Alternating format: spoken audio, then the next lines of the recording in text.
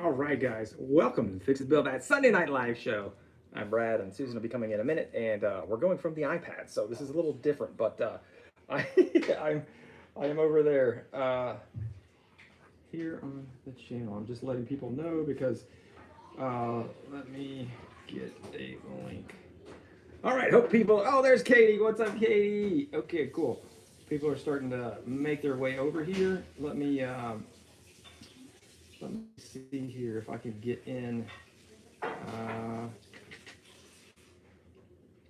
I can get in over here. I'm trying to get in, guys. Oh, everybody's coming over. All right, perfect. Hey, Jack. Hey, Travis Porter, Brian Farth, Nathan. All right, awesome, guys.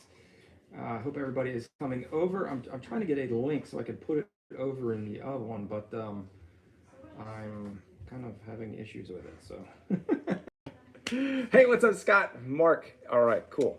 Hope you guys were able to make it over, and I'm cracking the beer early.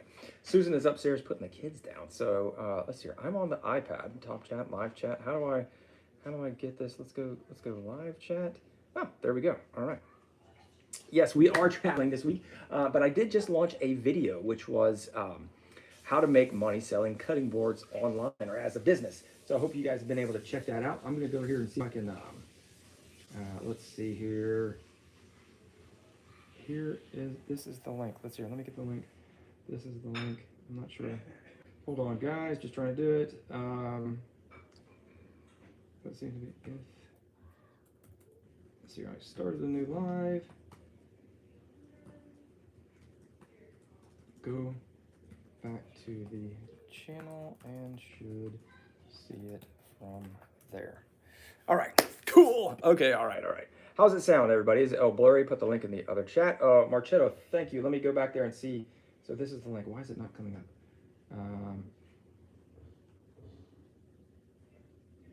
I'm not seeing where that is. And again, guys, sorry for the delay here. I'm trying to just get everything in there.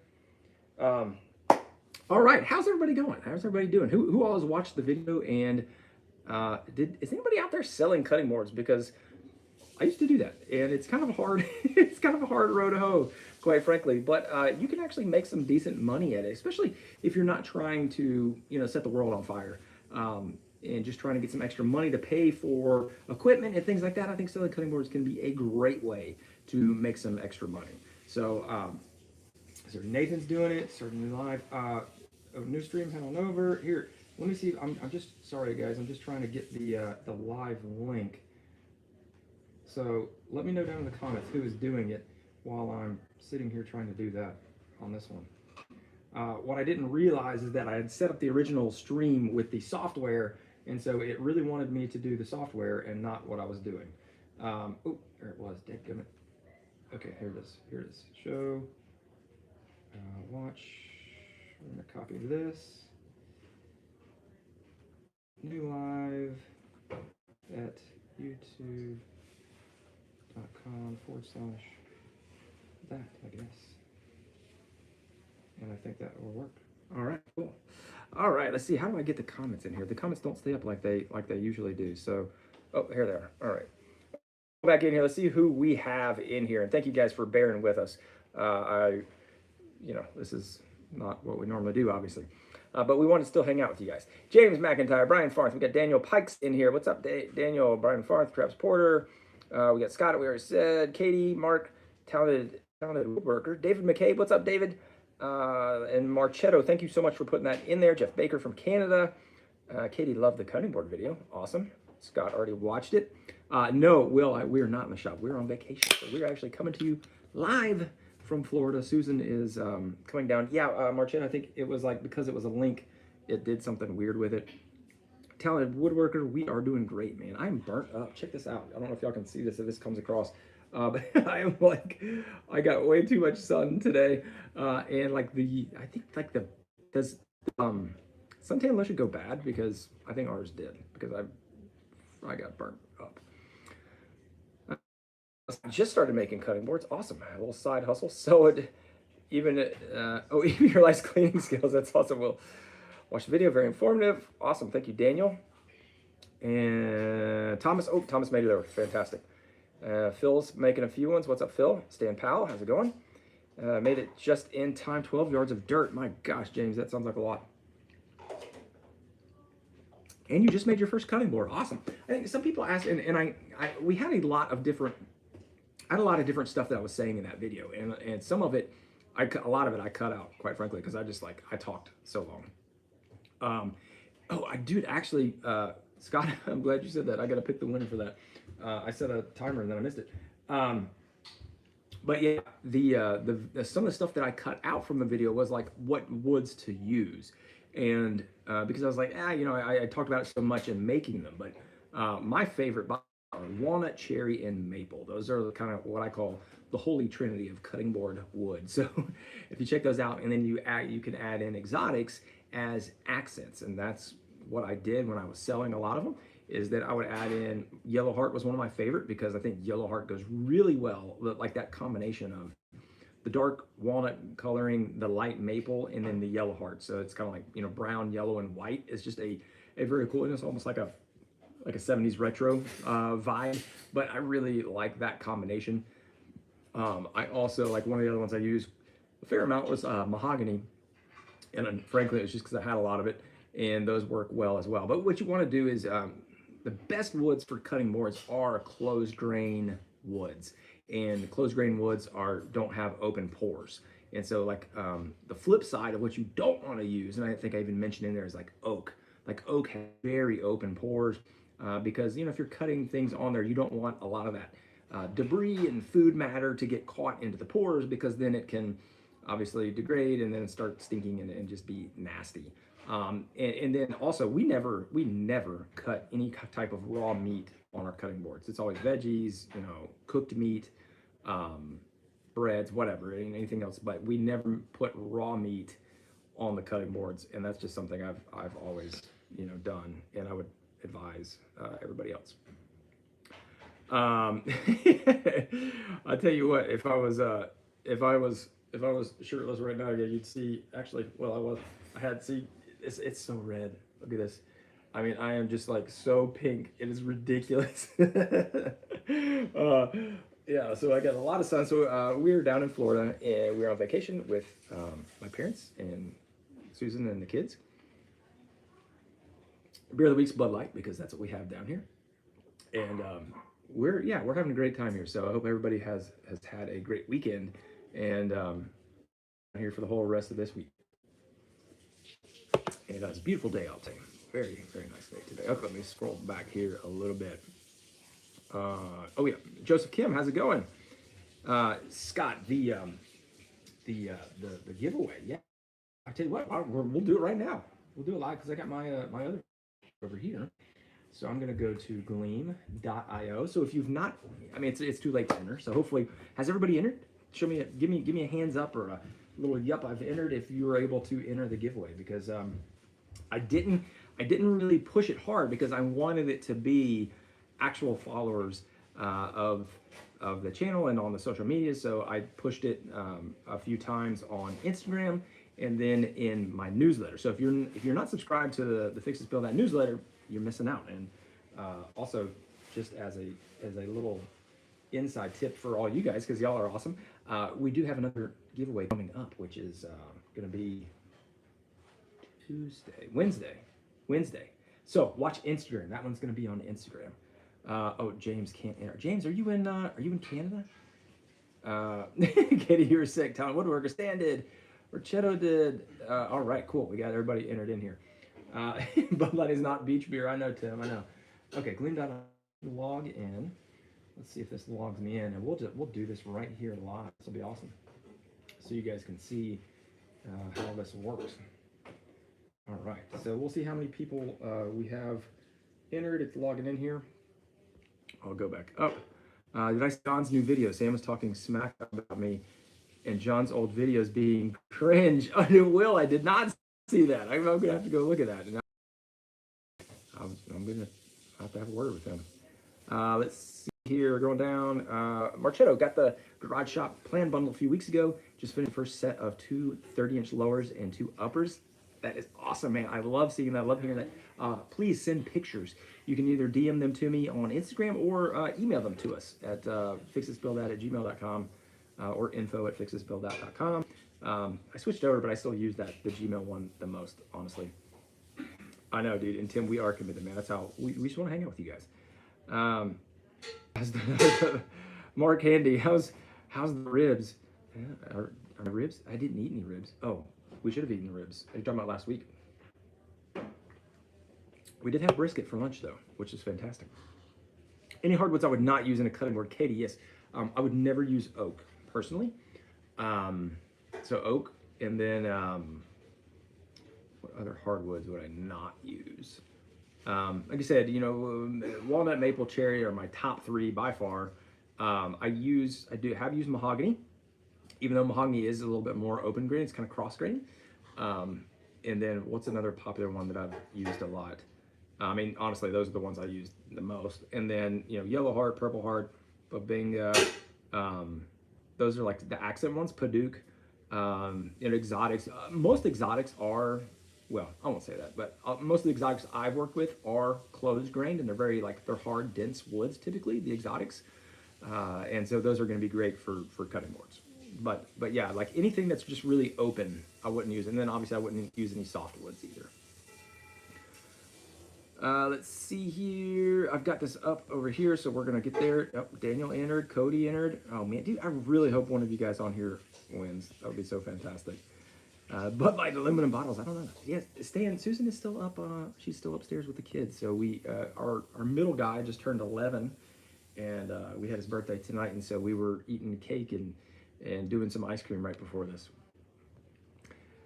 Let's see here. Okay, Gleam. All right, let's get this thing open. Current competition's finished. So we'll go over here. Just here, I'll show you guys. This is fun. Just as a little, I don't know if this is flipped, so you're not gonna be able to read any of this.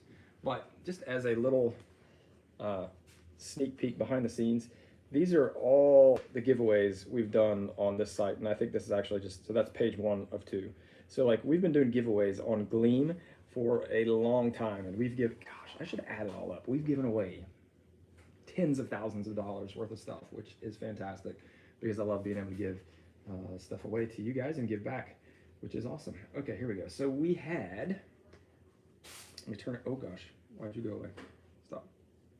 We had 900, and again, I know it's backwards for you, but we had 9,308. That's what that number says, not 8039 backwards.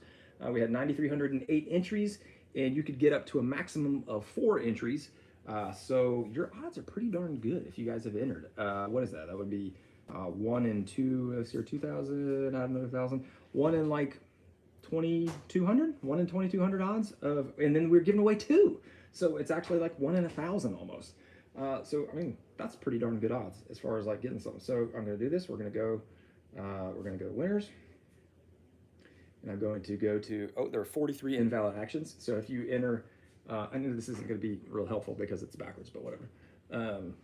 But here's how this works, just so you know how this works behind the scenes. So I'm going to hit this little draw winners button. Come on, please be one of you guys. 2 winners. What is this saying? This is like, they've done it a new way. Okay. So there's 2,494 people entered is what it's telling me. Potential people that can win.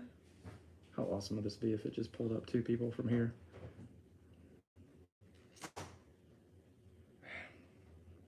I don't recognize either of these names, unfortunately. Walters and Clark out of Columbia, Missouri, and Joe French out of Cary, North Carolina. Are either of you guys on? Because I don't recognize the names, like I said, unfortunately. But if you are on, congratulations. And if you didn't win, I'm sorry. Thank you for entering. And be sure to check out the Wednesday post on Instagram, because we're giving away some Timberland Pro, I believe it's Timberland Pro gift cards for gear. Every time I push that thing, I'm always like, come on, make this be somebody like, you know, in the Builders Club, or like somebody from the live, and it never works that way.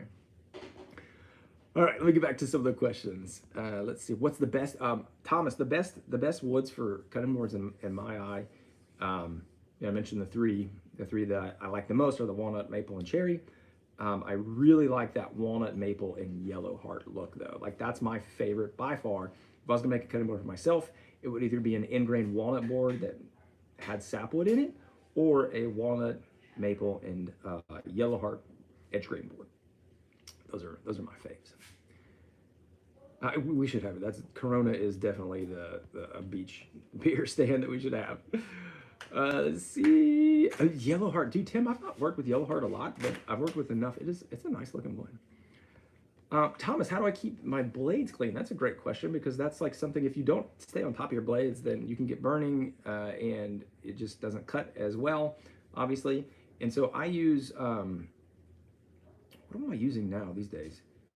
I use a pitch and resin remover that I bought. I think it's one I got from Rockler like many years ago, and I still have, like, you buy it and then you can dilute it. I'm trying to remember. I've used other things. I could use oven cleaner. I would not recommend oven cleaner because that's so corrosive. It's just like very, it must be present in the wind. That's right in Brian. It's very caustic. Caustic would be a good word. So it's just very strong. Like, you don't want to. I've seen a lot of people use Simple Green, which is a very eco-friendly cleaner, and there's some other like orange-based cleaners that you can use, but the one from Rockler is actually really good. And then there's another one I think from CMT, excuse me, but it is specific pitch and resin remover that I use on the blades, and you soak it for like 5 minutes, and then I get a toothbrush, wipe it off, and it works great. And I apologize if I'm breaking. I'm going to close this up. The Wi-Fi here is really bad. I mean, I guess it's like normal, but it's only like 14 megabytes. So hopefully, am I really breaking up for everybody, or is it just a little bit? Let's see here. What else we have? Yeah, Jeff. Yes, it was U.S. only. Oh, it's just backwards to me. Okay, so you could see it. Awesome. I broke up as I said the names. Sorry. Let me go back. It was somebody Carrie and somebody Clark Walters. I don't know where I got. Oh, Carrie, North Carolina. Clark Walters and Joe French were the two names. Out of Cary, North Carolina, and something, Missouri. I know. I wish it was. Must be present to win. I should do. We should do something else. We should do some live giveaways soon. We'll do a shirt. What do we do? Let's do it right now. What we have 41 people here. Let's give away a shirt. How about it? You guys interested in a shirt giveaway? I'll do it because you guys are awesome and we're on vacation. If you guys are interested in a shirt giveaway, let me know, and we'll I'll think of a judicious way to do that. Actually, I don't have. I do have a judicious way to do that.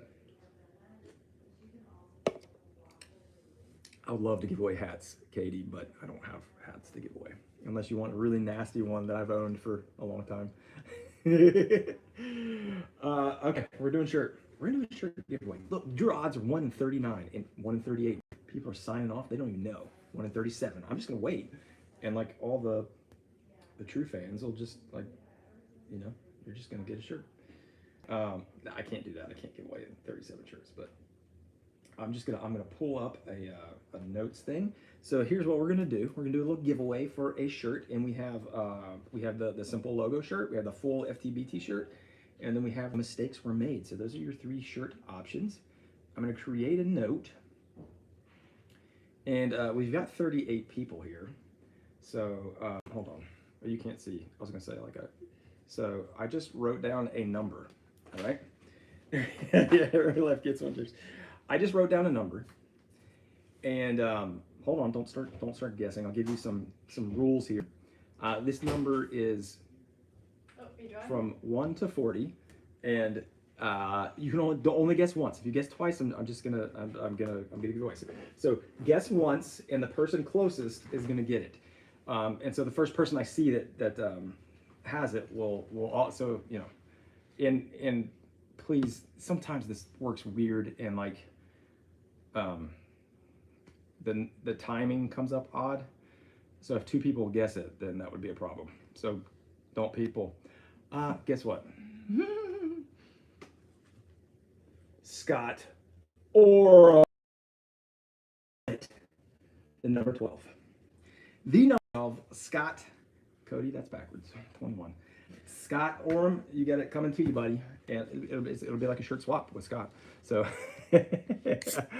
awesome, Scott. Let me know what you want, and I will shoot that over to you. There we go. We did a drawing. Susan's here, by the way. Yeah. Sorry.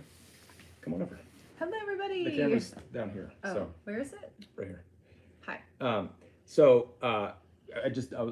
Let's catch her up. Let's catch Susan. Me up. I've been putting kids to bed for like an hour. I know. There was drama. What? What? Katie had a little typo. She's like, "What the heck, Scott?" And I was like, "No, way to go, Scott." I like that. Susan was putting the kids to sleep, but we just did the giveaway. It was not anybody on here, and so I was like, okay. I said, let's give away a shirt, and so nice. We just gave away a shirt, and Scott won. Yay. So there you go. We can send him something finally. That's what I told him. I was like, it's like a shirt swap at this point. Yeah. Will, have a good one, man. Hope you're okay. Hey, Will. So right. This is working on. Yeah. Wow. Yay. Seems to be working. I had to switch over because the other one was set up for the stream through the software, so I wanted to be using OBS, okay. But we just get that. We're breaking it. Hopefully, I'm not breaking it right now. Currently have a general purpose blade, Katie says, in her saws, and here others say that it's better to have an assortment. That's a great question, Katie. Like, should I have a general purpose blade or multiple blades for specific purposes? And I run a multi-purpose blade in my table saw, and I run a 100 tooth CMT on my miter saw, and I leave that in there because it's crosscut. And then saw, I use what am I using right now? I used to use a 50 tooth combo blade from Freud, their Freud industrial line, and I love that one. I highly recommend that one. But I upgraded a couple years ago to the Fusion blade, which is also by Freud, and it's got 40 teeth versus 50, but it is a multi-purpose blade, and it works great. But because I don't want to change blades all the time, but if I would recommend, though, like if you're going to be doing a whole lot of something, like the Freud glue line rip blade, which is I think 24 teeth. Right there, kiddo. Sorry. Which the is White like Claw. Susan's crushing the White Claw. Yeah, that's right. The 24 tooth count rip blade like is going to work way better than like a 50 tooth combo at ripping, as well as like an 80 tooth blade would work a lot better as a crosscut. So there is a trade-off, but in general, I use a 40 or 50 tooth multi-purpose blade, and I don't think the fall off in between the two is big enough for me to, I mean, I've made all my projects with them, so I don't have a rip blade, never have. I've used a crosscut blade a handful of times, and like, I just don't need a mirror finish on that, but on my cuts, which is what like an 80 or 100 tooth blade would give you. The one thing I would recommend for a specialty blade is if you're doing anything like melamine or like really thin veneer plywoods, that they make blades specifically for those. And I would recommend using blades like that to help with chip out. So that would be my answer on that one. Katie said my hair looks amazing. I appreciate that, Katie. It does. She was up there fixing it 5 minutes ago. Wow. I took flat iron it. Wow, it's I'm telling you, there was drama. What happened? Just people wrestling with life problems and right, like deep, heavy thoughts at bedtime from 11-year-olds. Yes. So I was trying to listen. All right. Let's see here. Yeah, Leary, and I know it's like, and obviously like a dado blade. So I use a dado blade, which, is instead of, well, I guess it's not that obvious, but I do use a dado blade for making a lot of the cuts for dados. I do. And for rabbits, you can use a regular blade and just do multiple passes, but dado blade, it gives you that flat bottom, which is awesome. Can I just say, it's still, after all this time, the names for woodworking stuff cracks me up. Dados and rabbits. There's a rabbit. A dado makes me think of a dodo bird, which I know is like extinct or whatever, and a rabbit is just a rabbit. A rabbit? We were just talking about rabbits. That's where my brain goes. JD Creations, what's up? Hey, we're down on, what is this? What island is what's the strip called? The Forgotten Coast. The Forgotten Coast. They're forgetting us here. So yeah, so delightful. it's We're kind of like off in the middle of nowhere. Yeah, It's very quiet. southwest of, and just being it's just kind of a small place, but Yeah. it's like southwest of Tallahassee, southeast of We're Tallahassee. like I always between forget. Tallahassee and Panama Yeah, City Beach. like an hour east of Panama City, Yeah. basically. It's I forgot really- where they were exactly. It's the forgotten coast. I don't know. We've forgotten the forgotten coast. I don't know. No, it's Yeah. super pretty and nice. Yes. Mark, what do I think about the Milwaukee 10-inch cordless miter saw? I'm trying to remember if that's the one I believe, did they have that and a 12-inch? I can't recall, but I had one of them. I got it through the Home Depot Prospective Tool Review program I'm a part of, and I think it was the 12. I think that was the 12. So I can't comment on the 10, but the 12, it was okay, but the base had these two handles that you attach to the side, and it was basically so you can hold it, but also for extra side wing support. And the way that the holes were machined, the side was up higher than the base, and I was like, are you kidding me? Like, what the heck? And so you couldn't use it without, like, having if you had the boards across it, it would be offset. So I was disappointed in that. I don't think that's probably like an across the board problem, but I was disappointed about that. And then, other than that, it was fine. It was just like any other sliding miter saw. I'm trying to remember that one. That one had the rails underneath the bottom. I did like that. That was pretty cool. I had that one and the Makita one at the same time. The Makita one is like, it's just so huge. They were both the cordless ones. It's just so huge. The Makita one is ridiculous. It's just way too big. Great machine, but it was like, wow, it was just like, it's just so big. Like, when I think of cordless, like if I'm going to get a cordless miter saw, I want it to be compact. That's true. And that's actually why the one I use is the 7 1/4 little rigid one, actually. Which you used recently. Yeah, I used it. You can see me using it in the deck skirting video. Yeah. But I love that one because it's super small, very lightweight, and it's great for like outdoor projects, which is what I typically use it for, or if I'm like traveling somewhere. And it's only 7 1/4, but you can cut 2x4s, and it'll go up to, I think it goes up to a 2x8 that you can cut with it. So that one's nice. But yeah, the Milwaukee one, other than that issue with the side wing being offset from the base, it all seemed decent. I'm just not a fan because it just doesn't offer enough. Like, why would I get that versus a corded one? So, go ahead. I saw something. JD Creation says, my son and daughter-in-law are moving to Crestview, and I'm building them a round table for their home. Oh. We used to drive through Crestview. We're not in that area of Florida right now, but that used to be one of the towns we drove through when we would go to Fort Walton Apalachicola Beach. is very close to where we're at. That's a nice location. You're like close enough to the beach, but still it's like a real big town, like a decent sized town. I remember every time we would drive through Crestview, I think this would be a great place. Right, yeah, because Crestview is just north of Destin. Yes. And we would drive through that a lot. And but Fort Walton Beach. That's not where we are, but yeah. My mom is from Cocoa. Yeah, my mom's from Cocoa Beach. And that's where my grandfather used to live. He worked for NASA? For NASA. Yeah. Yep, he worked for NASA. And so he was actually, some of the hand tools that you see me, if you ever see my combination square, that's my grandfather's. And that's where my mom was born. She went to Cocoa High. Cocoa High. That's so cool. Thomas, on the drill press table, what do I use to extend the handle to raise and lower the table? I just use whatever's on there. I use I know I've seen a lot of people that will extend the bolt and then use like a ratchet or something like that, or that they'll make a 90-degree turn and use the ratchet on the front. I just use the handle, honestly. Like, I just use the lock and then the handle that's on the side. So I've not, because I don't have a large auxiliary table on there. I just have a piece of wood literally clamped to it. What is this on? A drill press. Oh yeah. That's like one of those things that's on my list, making a drill press auxiliary top and fence. I've not done it, and so I just use the stock one at the moment. Who was talking about the food? Katie. I was thinking of you guys today. I cooked a pork loin low and slow for our low and slow, Katie. Yes. For our anniversary baked dinner. potatoes, homemade butter. You're making me hungry. We just had dinner. We had some Happy barbecue. anniversary, Katie. Happy anniversary. We had some barbecue today, which we We did had not some make. And we did brisket not. and pulled pork. Somebody else It was cooked delightful. it low and Oh, man, slow, this and is- it was Dude, delightful. what? Why is But yeah, this is what- like an H on my leg? yeah, What is that? Brad got some sun today. I did. I'm like one What of the is few going in the on? group that did not, because I was at the grocery store. So that was the perk, is that I didn't get burned.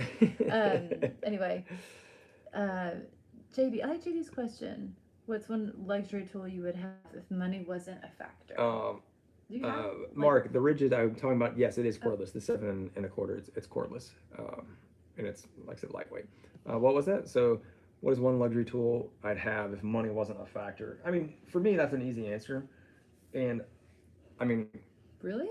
yeah, I mean, I can afford one now. But I don't really need it, which would be the Festool Domino. So the Domino is kind of the ubiquitous, like high-end tool that.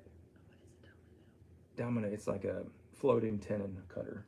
Oh. It cuts the little.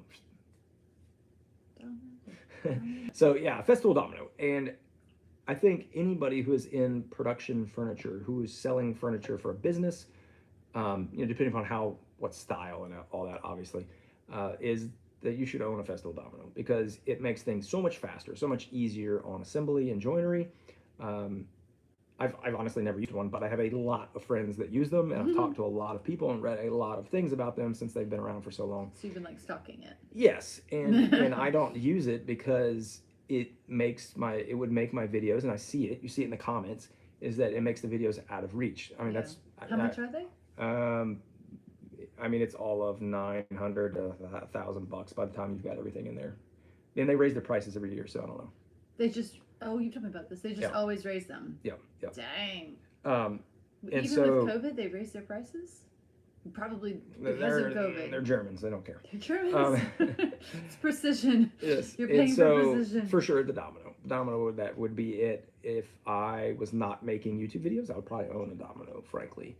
And I may get one eventually, but you may get one for Christmas right now. Now that I know what you really want. But it's like one of those things that, yeah, people see it. And what I was saying, a lot of you, I've talked about this many times on the lives and different places, is that I use pocket hole joinery for a reason. One of the reasons I do it is because it's so attainable and it's so easy for people to grasp and be like, oh. And then the flip side of that is like you get all the haters that say pocket hole joinery is crap and I should do real woodworking. But I would rather be more accessible and attainable to beginners than I would like have this really amazing thing. And that's just me as a content creator and kind of the way that we've approached it as the channel.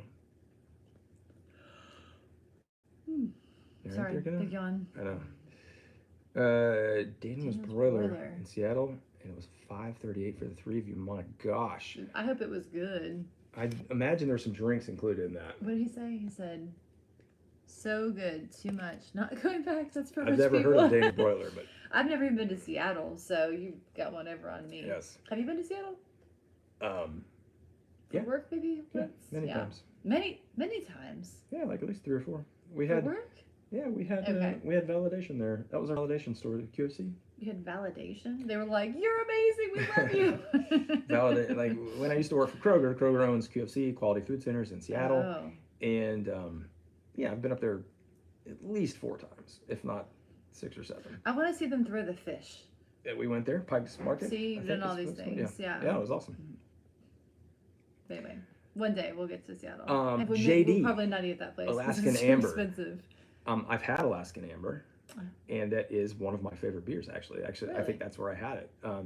Was when I was in Seattle or Portland. I had it up there, and yeah, Alaskan Amber is fantastic. Mm-hmm. Dave McCabe, what's up, man? Just got is that? What? I'm thinking the Daves. Dave McCabe. I thought that too. It sounds like Dave. Maybe you've heard this. A Dr. Seuss story Called Too Many Daves. Too Many Daves. Was the last name not McCabe? I think it might have been. Dave, are you named I need to after Google the this. Dr. Seuss book? Are you one of the many Dave McCabes? And then he like had Hoos and Skinny Jim or some. Skinny Jim and No, Hutzbutts like and Hutzbutts and Harris Tweed and Yes. oh my gosh. Yes, Sorry, that's a good. y'all are that's a like, good thing. what are they talking about? Spindle Sander combo and sanding I'm small looking it parts, up. I tend to round them a little. Any suggestions? Got a spindle belt sander combo, and sanding small parts, I tend to round them. Yeah, Dave. The reason obviously is because you're tilting, right? So if they're small parts, what it's tricky. It's tricky with small parts, and I'm just gonna say that because like it's very hard to keep them flat without going up and down. If you depending upon the size and type of the parts, if you have like a backer, so if you put them on a larger piece, it might be easier to control instead of trying to do it. So like tape a bunch of them, again depending upon what you have. And if you put a bunch of them together that you're going to sand, like if you're going to sand, let's just say you're making business card holders, which I've done in the past, and Sorry. you had you had like they were like 3.5 inches wide and maybe 4.5 inches wide, well, thick, whatever. Either way, length and width, whatever. If you put them together and then kind of put those on a like 1x4 and then tape them all down and then like go down, then it can just give you more surface area. So if you can batch them together, then that would help you out. All right. But it's just hard. What is his name? Dave McCabe. That's what he said. Dave McCabe. Oh my God, McCabe. Yes. Oh, it's so close, Dave. It's McCabe. It's called. This is how it goes. Did I ever tell you that Mrs. McCabe, like cave, had had 23 sons that she named all named Dave? You gotta look it up, Dave. It's such a great poem. You're so close. You're almost in there. A 5-axis CNC. Jimmy saying James. Yeah. By the way, welcome back. Hey, Jimmy. Yes. So maybe I didn't go high enough with the luxury. Like if we were gonna go that route, I would. I'm sorry, we're talking about fancy tools again? Yeah. I don't do enough work with it. You want one of those plasma things, That's right? what I was gonna say. I know. Because we watch YouTube videos together, and he's like, "I need one of those." I'm like, "You do or not need that." like a water jet cutter. Yeah, the Yeah, fancy just things that because like have their own little system. Or like just a huge, massive Definitely CNC. need a bigger shop for that. Yeah. All right, let's see here. And Katie appreciates that we're using attainable tools. Thank you, Katie. Filet mignon with lobster tails. Oh gosh, that sounds good. We're gonna come to Vancouver. I will come to Vancouver. Vancouver's supposed to be amazing. I haven't needed to go to Canada. I know. Do you ever use a CNC we machine? have our passports now. We can Yeah, do this. Thomas, I do. I use CNC for quite a bit actually. The cutting board video, if you go check that out, I use the CNC to customize and personalize the cutting board, which we did one for ourselves just did actually. that. So the Rodriguez is on it. Yep. And so you can use it for that, and then I backfilled it with epoxy. I used it in my Impossible Dovetail cutting board. I used it on the desk. The desk. The hidden drawer. Wait, what desk? The computer desk. The computer desk fronts. Yeah. I was thinking and of the wireless charging desk. You used it in the hidden. And the charging station. I've used it in, there's about 5 or 6 Yeah. different projects at this point that I've used it on. And almost all of those, other than the Impossible Dovetail cutting board, I've like been CNCing something and backfilling it with epoxy. So that's like a really popular thing for me to do. Then a popular use for it. We used it for a door hanger, made a little Joy door hanger, which was on right. Instagram. So that's what I tend to do it for. And also some organization projects like cutting a bunch of repeated holes. Like I did a bit organizer and putting it in there and letting that do, drill out 100 holes. Can we talk about what you used your Glowforge for? The other night? For the numbers? Yeah. I just got a Glowforge. Well, I showed you guys the last live. We showed the Glowforge. I have it set up now, and we've used it. It's awesome. Go ahead. This was a game changer. We started a tradition years ago. Bob. I see you. We started a tradition years and years ago where on our kids' birthdays, the night before, we decorate the door with streamers and balloons, and then we cut. This is the key part here. We cut out the number that they're turning that many times. So like our son just turned 11. So we have 11 11s, and we tape them up to the door. Or 22 ones. Yes. And we write something on each set, like that we love about them, and they hang up on their door all year long. And I have an old Cricut machine, and when I say an old Cricut machine, I mean like really old Cricut machine. And that's what we've always used. And you like always Windows get 98. Oh, it's horrible. And you get stuck. I mean, a new Cricut machine would be amazing, but we're too cheap, so we haven't done that because it's the only time I use it is to cut out these stinking numbers. So you always get stuck the night before at like midnight. He's out Pulling there that like thing out and just like using the car.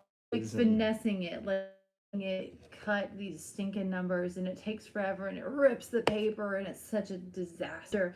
But the night before he came here, because it was like vacation, so he had to have them ready to go.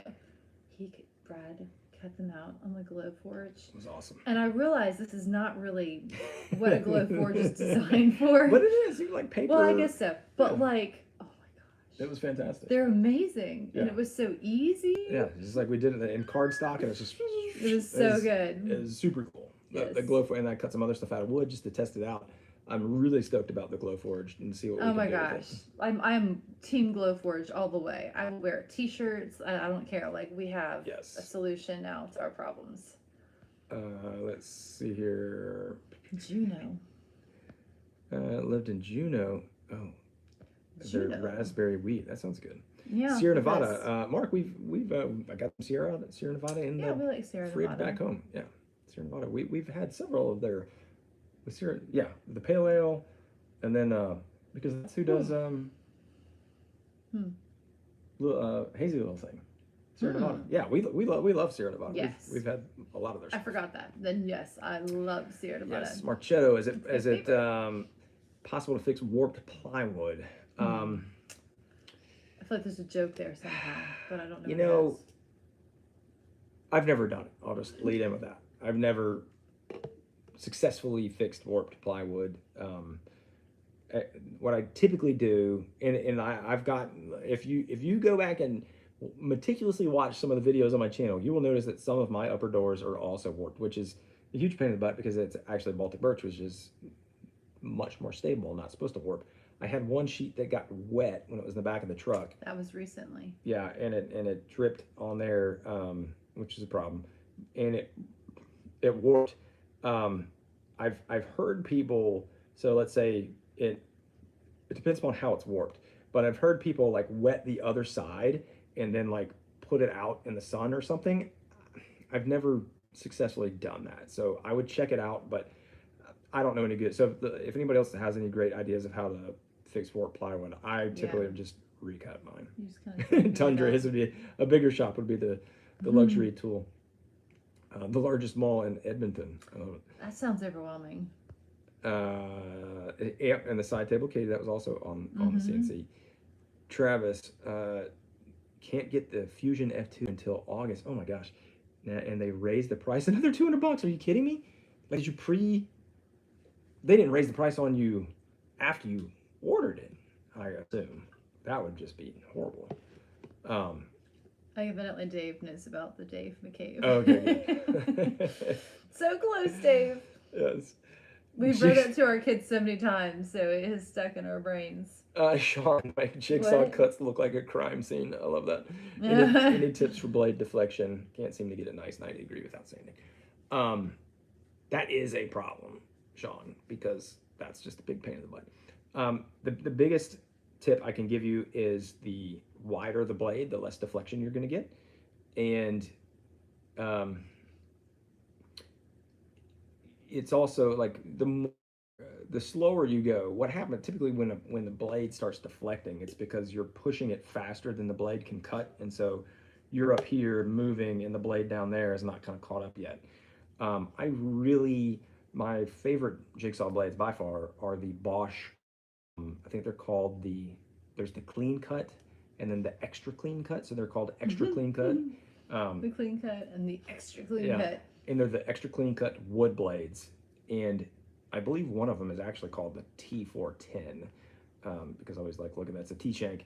And I love that blade. It's a really nice, those are really nice blades. So I would say get a good blade for one, make sure it's sharp.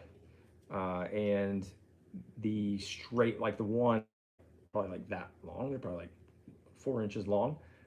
The short blades, a short thin blade is great for like really making tight turns, but if you're just making, tapers or kind of larger curves, try to get a thicker blade. And I believe it is that T410 from Bosch Extra Clean that those are super nice. I really like those blades.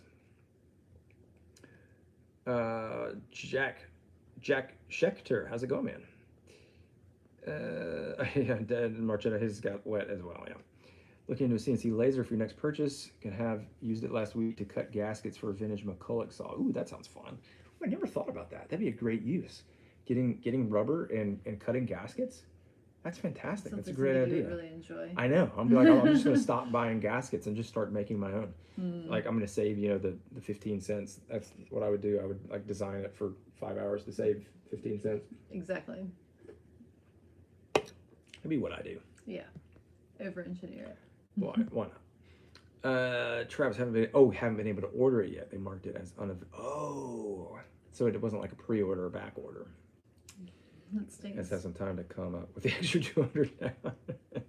That does stink. Yeah, we've seen so much machinery be backstocked and everything. I think, I don't know. I've seen some of that starting to come back, but I don't know. I know there's a lot of stuff going on with China and the shutdowns, and then there was Chinese New Year, in January that also exacerbated that, and then the whole Suez Canal thing. There's been a lot of stuff going on, It's been a comedy of errors. and all that stuff's starting to clean out. And so I don't know when everything's going to catch back up, because I know it's been, there's a huge backlog. So who knows? I mean, hopefully by the holidays, stuff will really start getting back to normal, but I have no idea. Yeah.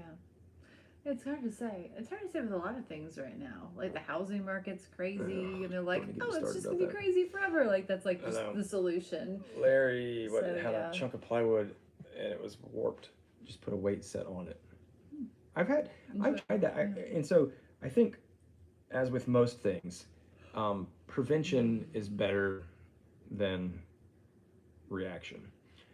I was like, versus cure, right? An ounce of prevention is worth a pound of cure.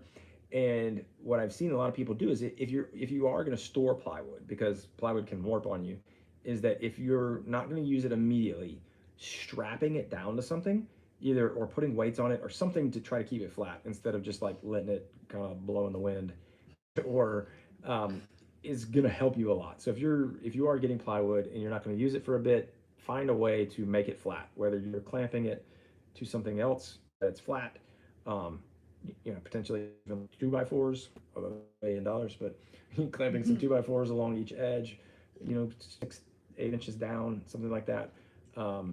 Or I've seen a lot of people that if they have a lot of it, they will actually use ratchet straps and strap it down. So yeah, if you can keep it from, and then obviously keep it dry. Like, Marchetto, I feel you, because I completely, I went and bought plywood and did a bunch of other stuff, and because I have Avalanche, which has a closed bed, and I can fit 8 feet of plywood in the back with the tonneau cover on and the tailgate up.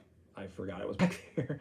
Like, I went inside and got doing whatever, putting stuff away. Ran out there later and was like, and I just "There's forgot. plywood in the truck." Yeah, and it rained, and there was like a little drip, so it wasn't like a lot of water, but it was enough. You don't need much water to make an impact. JD, have a good one, man. Glad you can make it here on the live, and we are living our best lives. We're Susan's I'm yawning a lot. Yawning her best life. Sorry. It's especially true on vacation. Some vacation is like more exhausting. Ooh, Katie, a 2-car garage would be awesome. Flip top tool station is the next build. Jack, awesome. Any thoughts on what the maximum weight on tools? I always tell people, and because it's like a number that's kind of hard to go over, and I know for a fact it will take it, is 100 pounds per side. So you can easily put 200 pounds on there, and that covers 99% of all tools you would want to put on there. So like the more popular ones, like the DeWalt DW735, which is the big planer, that weighs in at 80 or 90 pounds. The heavier tool, like a 12-inch disc sander, the Harbor Freight 12-inch disc sander, is in that range, the 90-pound-ish range. And it'll take those easy. Just make sure that you use lag bolts to put it in, and it'll hold it fine. And you can get it and you're using the plan, so you'll see like finding the footprint of it before you attach the top, so you can put that bracing in there, so that you'll be going through a top sheet of plywood plus a middle spacer, or not spacer, but mounting block. And so you're going into 1.5 inches of wood, so you can easily hang 90 pounds upside down with lag bolts, through 4 connection points into 1.5 inches of wood, no problem at all. And the nice thing is that's the cool thing about it is like actually if you have a heavier tool on both sides, it actually makes it easier because it's counterweights. So when you're flipping it, it's actually super easy. If you've got a 90-pound tool on each side, it's not a big deal at all. No problem. Did you say just flipping no problem? Mm-hmm. Just flipping no problem. That's right. Scott, avalanches are the best truck ever. Although I tell you what, I just watched. Have you guys seen the F-150 Lightning? What is it? You guys not told me about this. I just watched the video like 2 hours ago. I heard about it and I just watched the video. MKBHD, one of my faves. He did a review on it, first look, and that thing looks awesome. It looks amazing. Okay, so hang on, it's is an this electric the electric truck. one? I've heard about this. It's all electric. It's and awesome. I heard they have, if you really want to be able to like rev your engine because they it's electric, they have sounds. You can have it like make it sound like you got a diesel or a diesel or like a regular engine. So one of the issues is we park outside, so that's a problem because I don't have a place to charge it. That's a big problem. It is. But one of the craziest things that you may or may not have heard about this truck is that, and it's, I'll say this completely wrong, but it's got like 140 megawatts, kilowatts. I don't know, whatever the battery measurement is. They haven't said exactly what the battery size is, but there's 2 different varieties. But you can, with the bigger one, you can actually reverse it and power your house. What? So you have like a generator, right? So if you have a generator shut off, you can actually use the truck to power your house for up to 3 days.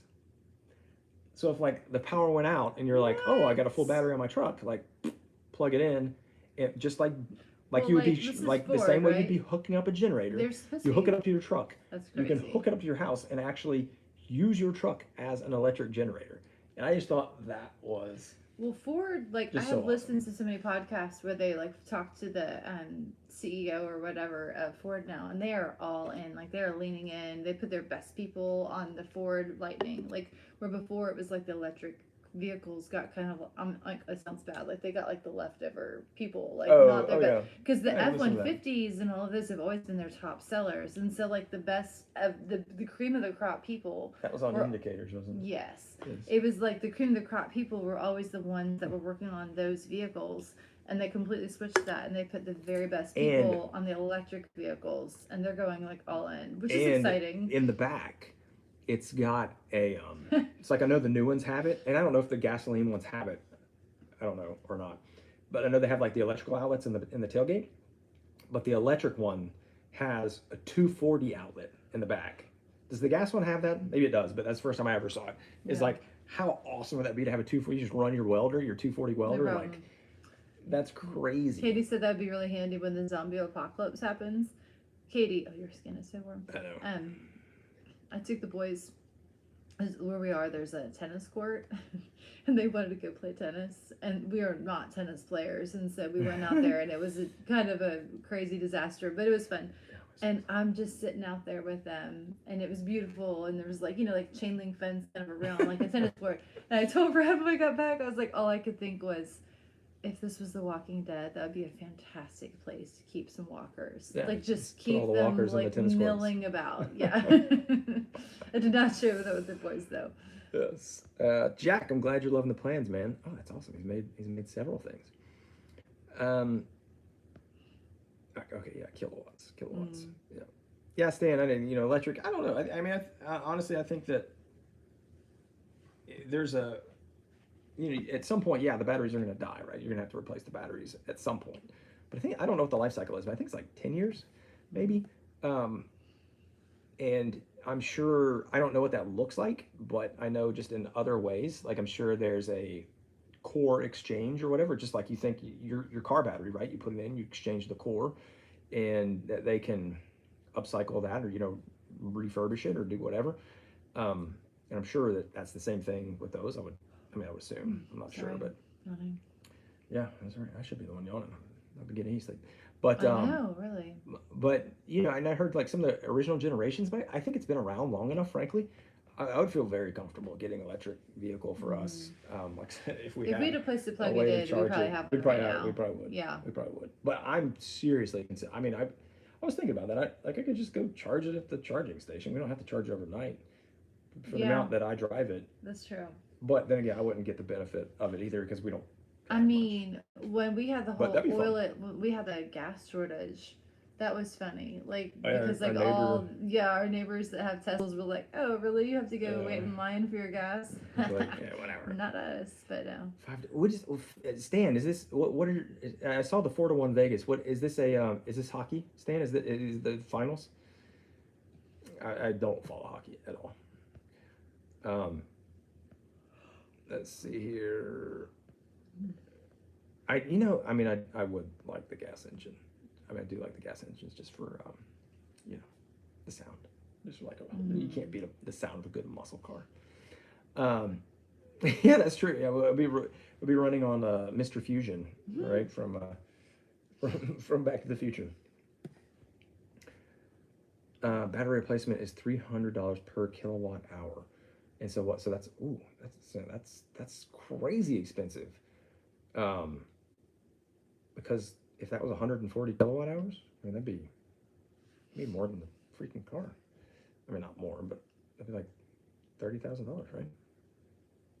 Yeah, do the math right? No, I wasn't I have no doing idea. any of it. I'm on vacation. My math got brain math is brain, home. Yeah. There's a place for electric and gas. Yeah, I agree. Scott, we mentioned the last 20 years and no one keeps a car that long. Scott, you don't know me. No. I've Our got cars are old, Scott. I've got the 2003 Avalanche still sitting in the driveway, so in 2 more years I'll have had that for 20 years.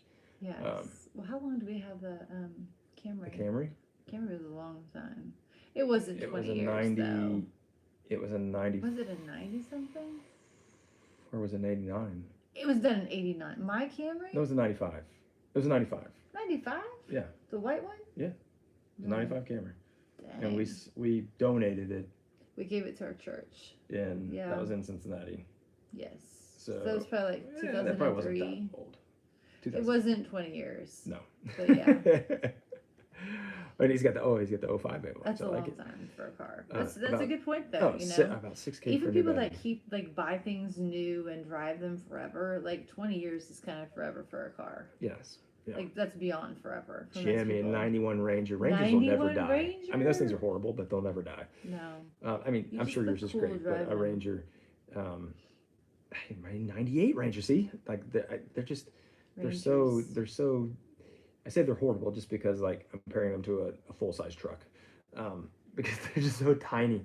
But they're like there's hardly anything to them, so there's not much to go wrong. Is the beauty of that. It's the mindset they had. I mean, They it's made just like them small like, cab and they're an small. engine, and They will die. You don't have a lot going on.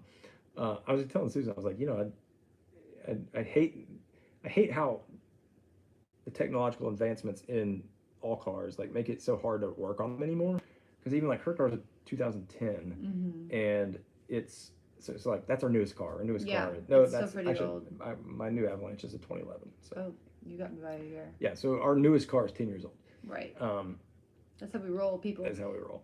And so it's harder to work. I mean, like I used to have like the 95 Camry, like I could do anything to that thing. Like it was so easy to fix. We had the book. There was no, I had like That was the like- Haynes manual, and I just fixed everything because there's no computer on board, Chips like and things. I mean, I don't even know if it had ODB2, What's that? OBD2. I always say ODB, like that's like OBD. What is that? it's onboard diagnostics, I doubt that. OBD. Probably not. It'd Hmm. be like, get the book. That's what it would tell you. Yeah, Just diagnose you with but the yeah, book. I miss like because I like working on cars. It's fun. Yeah. That's right, James. Actually, it was a 97. Not like just seeing James write that. It was a 97. Called Betty Camry. White. That's what we should have called it. Oh. Sorry. Why did we never call it Betty White? We had a white 97 Camry. Betty White. I like that. I like Betty That'd be White. great. It was a 97. Posthumously, we're gonna call Just it it's funny Betty just White. seeing him write that. I was like, yes, it was a 97. Yes. because my dad's was a 99. I remember it was like a couple years old. Thomas, honest opinion, picked up the Porter Cable bandsaw. What do I think of the saw? Should I have went with jet? Um, I've never used the Porter Cable. I've seen it, never used it. I think that one's got a 6-inch resaw, and so that would be my first thing of like why I wouldn't get it. And you can get a riser, but you know, risers. I don't know. It's not as solid as like a singular piece, So whenever I recommend bandsaws at this point today, I would recommend depends on what you're trying to do. So for a starter bandsaw, like I think that's great. And if you don't need to resaw a bunch, did you just pass out? Like where'd you go? Well, I thought I would sit back there during the woodworking question. She just disappeared. I was like, she's gone. I was tired. And so that's always kind of my question to people is like, what do you want to use it for? And if you're not trying to resaw a whole bunch of heavy stuff, like I had a rigid bandsaw for a long time, which is the 6 inches, like it would basically be the same exact thing as a Porter Cable, and it works fine. Like it wasn't amazing, but it did the job. And I assume the Porter Cable would be the same way. Gets the job done. It's not the strongest, doesn't have the best features, but it is a great, that versus not having it, 100%. I'd rather have it and use it. And like, there's gonna be some limitations, but it's gonna get the job done. And so that's what I would go with. Again, not knowing the Porter Cable and just like kind of putting it in the same camp as those kind of middle of the road 6-inch bandsaws, 6-inch resaw capacity. That's kind of where I would put it. So I don't know if there's any specific issues with it though. There could be. Stan's a retired mechanic. I know there are too many electronics, man. Let's see here. Oh, Katie's heading out. See, Katie, have a great week. Hi, Katie. And we'll see you guys. I know. Just no more burns. I hope not. Hey, it doesn't come with a fence. Yeah, that's a big bummer. Check out the Craig bandsaw fence. I don't know if they still make it, actually, but if they do still make it, or if you can pick one up used, check that out. It's a great bolt-on add-on feature. So, oh wow, it's already it's time. Yeah. Okay, all right, guys. Well, we're gonna head out as well. It's 8 past, and we'll skip categories for this week because the kids are upstairs. Yeah. We don't want to wake them up with our shenanigans. So hope you guys have a great week. If you've not checked it out yet, the cutting board video is out there. How to sell cutting boards. Can I just say though, I would have had a great category. What? The names from Dave McCabe. Oh yes. Who's Foos? Who's Foos? We just make them up. All right. All right, guys. Y'all have a great one. We will see you next Sunday, and be on the lookout Wednesday for the giveaway on Instagram for the Do it. For the Timberland Pro stuff. And Scott, DM us. We'll get you that shirt. All right, guys. Have a great one. Night. Build something awesome this week. See you guys. Bye. Sir, how do we end it on this thing? I don't know. We'll do this. Yeah. All right.